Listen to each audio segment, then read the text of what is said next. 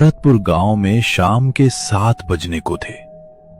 सूरज ढल चुका था और हर रोज की तरह आज भी चौपाल में लगी बड़ी घंटी की आवाज पूरे गांव में गूंज रही थी।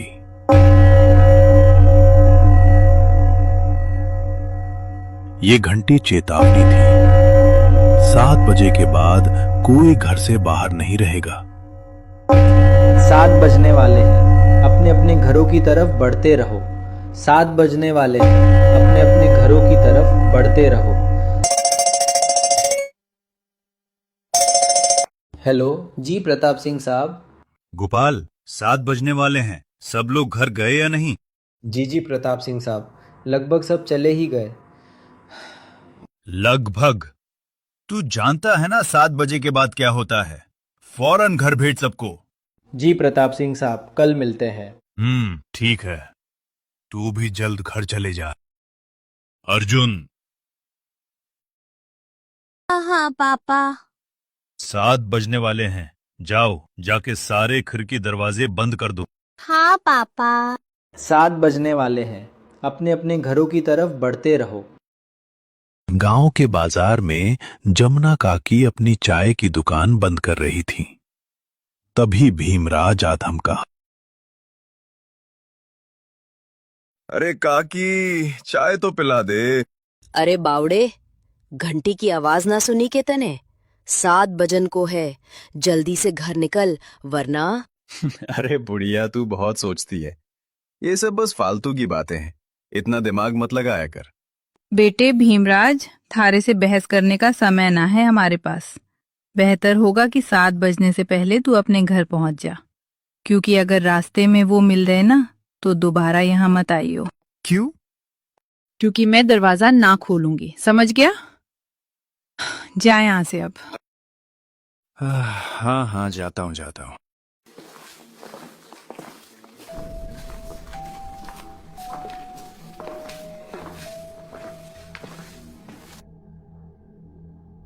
भरतपुर में अंधेरा गिर रहा था।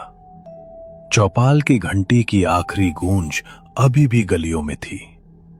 जमुना काकी अपनी दुकान का आखिरी ताला लगा ही रही थी कि मोबाइल बज उठा।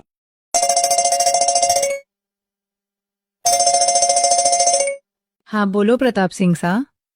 काकी, सब लोग घर चले गए ना? हाँ, सब चले गए, तुम चिंता को नहीं करो। ठीक है, आप भी याद से खिड़की दरवाजे बंद कर लेना। रोज फोन करके यही बोले है तू। अरे 7 महीनों से गांव में कुछ ना हुआ तो अब के हो जावेगा। 7 महीने पहले जो हुआ था वो दोबारा भी हो सकता है, इसलिए सावधानी जरूरी है। उधर घर में अर्जुन सारे खिड़की दरवाजे लगाकर लौटा था। प्रताप सिंह दालान में बैठे बाहर अंधेरे को घूर रहे थे।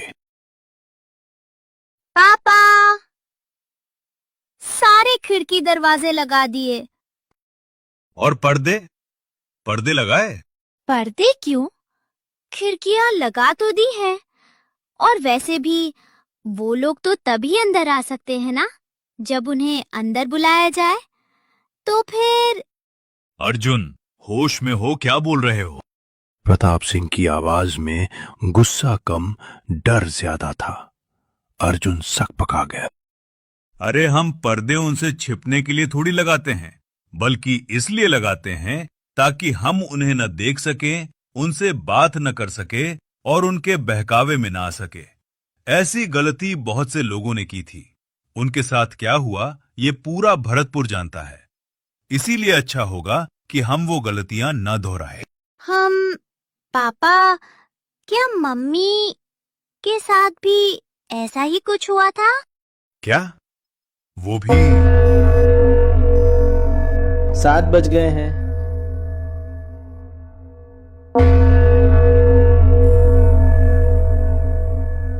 जाओ जल्दी से जाकर पर्दे लगा दो, वो लोग अब आते ही होंगे। तो प्रताप सिंह की बात मानकर अर्जुन खिड़कियों पर पर्दे लगाने के लिए चला गया। घर में एक अजीब सा सन्नाटा था। बाहर झिंगुरों की आवाज भी अब बंद हो गई थी। अर्जुन ने जैसे ही पहली खिड़की का पर्दा खींचा, उसकी नजर बाहर गली में पड़ी। पर अभी वो पर्दे लगा ही रहा था कि उसने ऐसा कुछ देखा जिससे उसके होश उड़ गए। मम्मी, खिड़की के ठीक बाहर पीपल के पेड़ के नीचे गौरी खड़ी थी, बिल्कुल वैसी ही जैसी 7 महीने पहले थी। अर्जुन बेटा। मम्मी आप? हाँ अर्जुन बेटा, पर आप यहाँ कैसे? मिलने आई हूँ बेटा। हाँ, पर आप तो मर गए थे ना? नहीं तो देखो मुझे, मैं तो जिंदा हूँ। लेकिन पापा ने तो बोला आप मर चुके हो। फिर तुम्हारे पापा झूठ बोल रहे हैं बेटा। अर्जुन का दिमाग सुन्न पड़ गया। 7 बज चुके थे। चौपाल की घंटी शांत हो चुकी थी और खिड़की के बाहर उसकी मरी हुई मां खड़ी मुस्कुरा रही थी। और अर्जुन की सांसें थम सी गई थीं। खिड़की के बाहर गौरी खड़ी थी, वही चेहरा, वही साड़ी, वही आवाज। मतलब आप मरे नहीं हो? नहीं, मैं तो बस रास्ता भटक गई थी। आज बहुत मुश्किल से तुम्हारे पास आ पाई हूँ, बस तुमसे मिलने। हाँ, सच्ची? हाँ बेटा, अब चलो, मुझे अंदर आने दो। 7 बज गए हैं, वो लोग आते ही होंगे। हाँ, मैं पापा को बोलता हूँ। नहीं नहीं, पापा को क्यों बुला रहे हो? वो मुझे देख तो पाएंगे नहीं, और जब तक मैं उन्हें समझाऊंगी तब तक तो बहुत देर हो जाएगी। इसलिए तुम ही जल्दी से दरवाजा खोल दो, जाओ। अर्जुन के कानों में प्रताप सिंह की चेतावनी गूंज रही थी। उनके बहकावे में ना आ सके, पर सामने उसकी मम्मी थी, जिंदा। तो पर पापा ने 7 बजे के बाद दरवाजा खोलने से मना किया है। बेटा, मेरे पास ज्यादा वक्त नहीं है, मैं ज्यादा देर तक बाहर नहीं रह सकती। तुमने दरवाजा नहीं खोला तो? नहीं, मैं खोलता हूँ। तो अर्जुन दौड़ता हुआ अपने घर के दरवाजे पर पहुंचा। 7 बज चुके थे। 7 बज चुके थे। भरतपुर की हर गली में सन्नाटा था, सिर्फ झींगुर की आवाजें आ रही थी। अर्जुन ने कांपते हाथों से दरवाजे की कुंडी खोली। दरवाजा खुला, पर सामने कोई नहीं था। गली बिल्कुल खाली थी। मम्मी, मम्मी, अरे मम्मी कहाँ गई? मम्मी कहाँ हो? जल्दी आओ ना। तभी पीछे से एक आवाज आई। अर्जुन, तुमने दरवाजा क्यों खोला है? पापा, वो मम्मी। अर्जुन मम्मी को अपनी ओर आते देख ही रहा था कि तभी प्रताप सिंह ने एकदम से घर की सारी लाइट्स बंद कर दी। लाइट के अचानक बंद होते ही अर्जुन पीछे पलटा। उसके सामने अंधेरे में प्रताप सिंह खड़े थे, जो अर्जुन को चुप रहने का इशारा कर रहे थे, उंगली होठों पर रखे हुए। अर्जुन बेटा, अरे कहाँ चले गए तुम? देखो मैं आ गई। मम्मी से नहीं मिलोगे? गौरी की आवाज अब दरवाजे के ठीक बाहर से आ रही थी। अर्जुन के पैर कांपने लगे, पर प्रताप सिंह ने उसका हाथ कसकर पकड़ लिया। गौरी अर्जुन को आवाज लगा रही थी, पर वो वहां था ही नहीं, क्योंकि प्रताप सिंह ने उसे खींचकर बगल वाले कमरे में छिपा दिया था और अंदर से दरवाजा बंद कर दिया था। दोनों बाप बेटे अंधेरे में सांस रोककर बैठे थे और बाहर दरवाजे पर कोई खड़ा था। 7 बजे के बाद। अर्जुन बेटा, दरवाजा नहीं खोलोगे? तुम्हारी मम्मी आ गई। कमरे के अंदर घुप अंधेरा था। अर्जुन और प्रताप सिंह दोनों की सांसें थमी हुई थीं। बाहर दरवाजे पर थाप पड़ रही थी। धीमे धीमे ठक ठक। पापा, उन्होंने बोला वो जिंदा है। कोई आवाज मत करो। लेकिन पापा, मुझे मम्मी से मिलना है। तुम्हें अगर सच में लगता है कि वो तुम्हारी मम्मी है, तो उनसे कल सुबह मिल लेना, ठीक है? पर अभी के लिए शांत हो जाओ। बाहर से अब गौरी की आवाज बदल गई थी। अब उसमें ममता कम और एक अजीब सी जिद ज्यादा थी। प्रताप सिंह, ओ प्रताप सिंह, अरे मिलने दो ना मुझे अर्जुन से।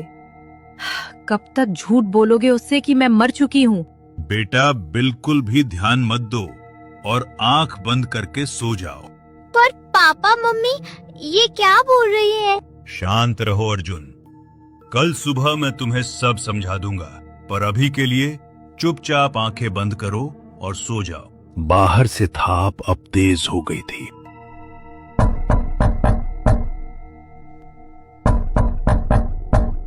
प्रताप सिंह, आप सुन रहे हो ना? खोलो दरवाजा। अर्जुन ने डर के मारे अपने पापा के कंधे पर सर रख लिया। प्रताप सिंह ने उसे कसकर अपनी बाहों में भींच लिया। दोनों की धड़कनें इतनी तेज थीं कि एक दूसरे को सुनाई दे रही थीं। बाहर गौरी की आवाज अब विनती से धमकी में बदल रही थी।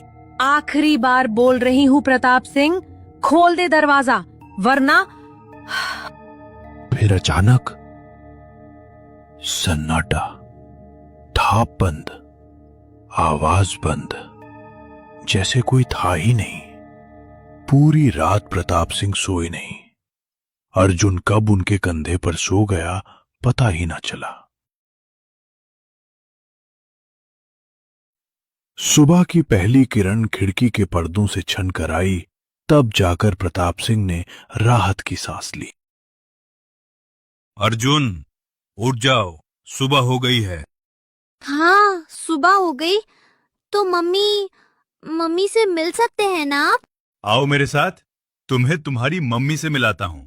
लेकिन जैसे ही दोनों कमरे के बाहर आए, दालान में दरवाजे के पास वहां कोई नहीं था। रात की थाप का कोई निशान नहीं, कोई आवाज नहीं। बस चौपाल की घंटी की दूर से आती आवाज, टन टन।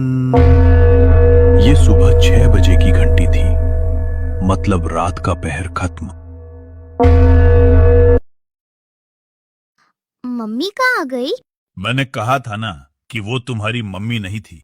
पापा, वो मम्मी जैसे ही बात कर रही थी। बेटा मैंने समझाया था ना तुम्हें, पर्दे लगाने के पीछे की सबसे बड़ी वजह यही है कि हम उन्हें देख ना पाएं, उनकी बातों में ना आ पाएं। जैसे कल तुम आ गए। पर वो बोल रही थी कि वो मरी नहीं है, जिंदा है। अगर वो मर गई है तो यहाँ कैसे आ गई? एक काम करो, मेरे साथ आओ। हाँ, कहाँ पापा? बस चलो मेरे साथ, तुम्हें कुछ दिखाना है। तो उसके बाद वो दोनों गांव के लगभग बाहर चले आए। सूरज अभी पूरा निकला नहीं था, हल्की हल्की रोशनी थी। और वहां पहुंचते ही अर्जुन बोला, पापा, हम लोग यहाँ क्यों चले आए? बताता हूँ, पर पहले आसपास देखकर ये बताओ कि यहाँ क्या दिख रहा है तुम्हें। यहाँ तो कुछ भी नहीं है। आसपास बहुत सारे पेड़ हैं, सामने गांव से बाहर जाने का रास्ता है और पास में भीमराज भैया का घर है। तुम्हें कहीं पर कोई बस दिख रही है क्या? हाँ, वो उस तरफ एक पुरानी सी बस है। क्यों? हाँ बेटा, ये वही जगह है जहाँ तुम्हारी मम्मी गौरी की मौत हुई थी। अर्जुन के पैरों तले से जमीन खिसक गई। वो उस बस को देखता रह गया। हाँ, उस दिन हमें शहर से लौटने में देरी हो गई थी और भरतपुर पहुंचते पहुंचते सुबह के 4 बज गए। सूरज निकलने में थोड़ा वक्त था तो गांव के सभी घरों की खिड़की दरवाजे बंद ही थे। इसीलिए सुबह होने तक हमारे पास झाड़ियों में छिपे रहने के अलावा कोई चारा नहीं था। प्रताप सिंह की आवाज भर्रा रही थी। वो 7 महीने पुराने उस मंजर को याद कर रहे थे। हम लोग एक झाड़ के पीछे छिपे ही थे कि मैंने तुम्हारी मम्मी की एक आवाज सुनी। प्रताप जी, उन्होंने हमें देख लिया है, हमें कहीं और जाना पड़ेगा। हाँ हाँ, पर कहाँ? आसपास कोई घर है? घर तो है, पर मुझे नहीं लगता कि अभी कोई दरवाजा खुलेगा। तो अब क्या करें? वहाँ एक पुरानी सी बस है, हम उसमें जाकर छिप सकते हैं। हाँ ठीक है, चलो। तो हम दोनों फटाफट उस बस के पास पहुंच गए। पर फिर प्रताप सिंह की आंखों में आंसू थे। वो उस रात को फिर से जी रहे थे। फिर पापा, फिर क्या हुआ? मैं तो बस के अंदर चला गया, पर तुम्हारी मम्मी मेरे पीछे नहीं आ पाई, क्योंकि वो बाहर खड़े होकर किसी से बात करने लगी।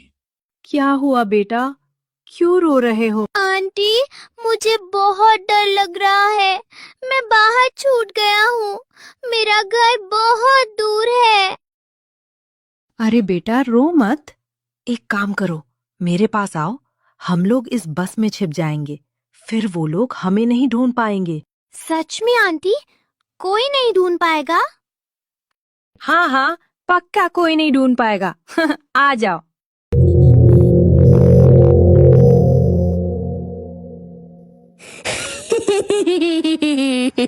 पर मैंने तो आपको ढूंढ लिया।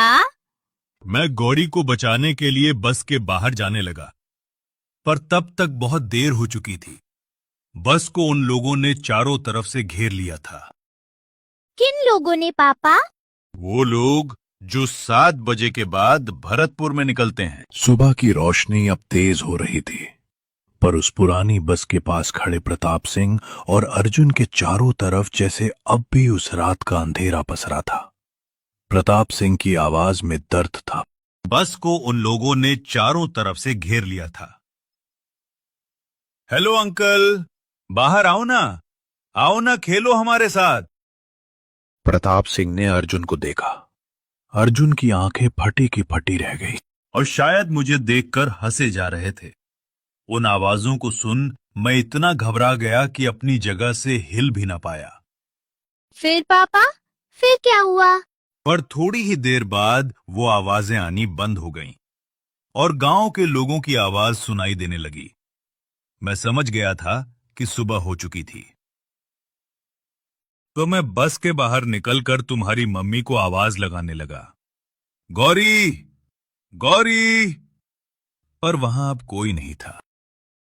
कोई नहीं था मतलब? बस के चारों तरफ खून के निशान थे और गौरी की चूड़ियों के टुकड़े। मैं कई दिनों तक उसके लौटने का इंतजार करता रहा, पर वो नहीं लौटी। फिर जब गांव वालों ने मुझे बताया कि रात 7 बजे के बाद उन बाशिंदों के साथ गौरी भी शिकार पर आती है, तो मुझे इस भरतपुर का एक गहरा राज समझ आया। क्या राज पापा? यही कि जो लोग रात को इस गांव में आते हैं, वो इसी गांव के रहने वाले थे, पर उनकी मौत के बाद वो ऐसे बन गए। मतलब कल जिसे हमने देखा वो तुम्हारी मम्मी नहीं थी बेटा, क्योंकि मरे हुए लोग वापस नहीं आया करते, इंसान बनकर तो बिल्कुल नहीं। पर पापा, वो बिल्कुल मम्मी जैसी लग रही थी, वैसे ही बोल रही थी। बेटा, वो उनकी सबसे बड़ी ताकत है। वो तुम्हारे सबसे प्यारे इंसान का रूप ले लेते हैं ताकि तुम दरवाजा खोल दो। एक बार दरवाजा खुला तो फिर कुछ नहीं बचता। अपने पापा से बात करने के बाद अर्जुन के मन में बहुत सारी बातें चल रही थी। गौरी की वो आवाज, वो चेहरा, वो बेटा कहकर बुलाना, सब झूठ था। और वो बच्चे जो कल रात गौरी के साथ थे, वो उन्हीं ख्यालों में खोया हुआ जमुना काकी की दुकान में बैठा हुआ था कि तभी हर तरफ से घंटी की आवाजें आना शुरू हो गईं।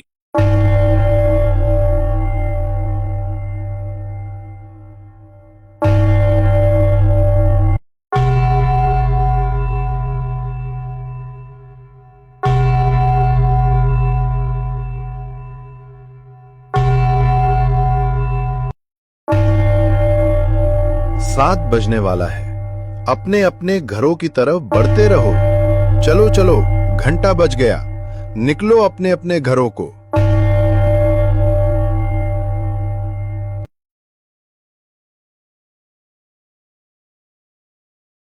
अरे बावरे, दिमाग फिर गया है क्या थारा? जानता है ना 7 बजे के बाद बाहर के होवे है, कच्चा चबा जावेंगे वो बाशिंदे। अरे बुढ़िया, तू फिर शुरू हो गई। बोला था ना ये सब फालतू की बातें। अच्छा, और तुझे कैसे पता कि वो कच्चा चबा जावेंगे? क्योंकि आज तक जो भी रात को बाहर रुका है वो मारा ही गया है। अच्छा, फिर तो प्रताप सिंह सा कैसे बच गया? हाँ, वो भी तो फंसा था ना रात को अपनी लुगाई के साथ। इतना सुनते ही अर्जुन के कान खड़े हो गए। उसके पापा कैसे बचे थे उस रात? ये सवाल तो उसने पूछा ही नहीं था। मैंने बोला ना, थारी फालतू बातें सुनने के लिए हमारे पास टाइम ना है। जा, निकल अब यहां से। हाँ हाँ, जाता हूं। इतना कहकर भीमराज वहां से चला गया। पर भीमराज की बात ने अर्जुन का ध्यान जरूर खींच लिया था। तो वो भी अब ये सोचने लगा था कि उस रात उसकी मम्मी तो मर गई, पर पापा कैसे बच गए? भरतपुर में शाम ढल चुकी थी। चौपाल की घंटी की आखिरी गूंज के साथ जमुना काकी ने अर्जुन को टोका। अरे छोरे, हाँ, बात न सुनी क्या तूने हमारी? बोला ना घर निकल। जी काकी। तो अर्जुन हड़बड़ाता हुआ जमुना काकी की दुकान से बाहर निकल आया।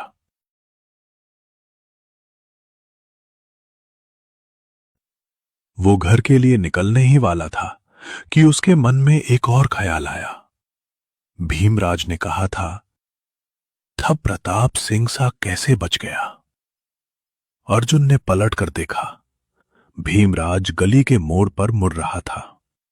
7 बजने में अब बस कुछ मिनट थे, पर अर्जुन के दिमाग में सवालों का बवंडर था। वो सीधा भीमराज के पीछे चल पड़ा। भीमराज भैया, भीमराज भैया। के हो गया छोड़े? कहाँ भागा चला आ रहा है? वो मुझे ना आपसे एक बात पूछनी है। अरे तुम्हारे पास मारी ही बात दोहराने आया है के? जल्दी पूछना, के पूछना है इतना? वो आप वहाँ काकी को बोल रहे थे ना कि एक रात मेरे पापा और मम्मी बाहर रह गए थे और मम्मी को तो उन लोगों ने मार दिया था, पर पापा किसी तरह बच गए। ये सुनकर भीमराज जोर जोर से हंसने लगा। आखिर कैसे बच गया था प्रताप सिंह? और क्या था 7 बजे का असली कारण? पूरी कहानी जानने के लिए कमेंट करो पार्ट 2।